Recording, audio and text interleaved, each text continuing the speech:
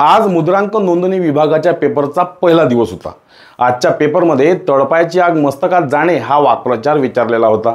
या वाक्प्रचाराचा अर्थ होतो अतिशय राग येणे। तसा आपण हा वाक्प्रचार बऱ्याचदा वापरत असतो।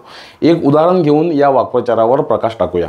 एकनाथ शिंदे म्हणतात की मराठी भाषेबाबत आपण कधीही तडजोड किंवा मराठीची गळचेपी सहन करणार नाही। मराठी माणसाच्या उद्धारासाठी जे काही करायचं आहे ते आपण करू।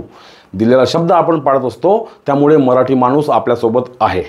यावर ठाकरे गटाचे कार्यकर्ते म्हणतात की शिंदेंची ही विधान ऐकून त्यांच्या तळपायाची आग मस्तकात गेली।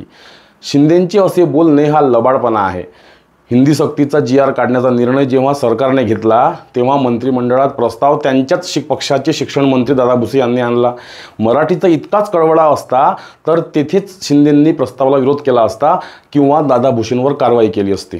महाराष्ट्रभर विरोध झाला, ठाकरे एकत्र आले म्हणून GR रद्द करण्यात आला असे ठाकरे गटाचे लोक म्हणतात।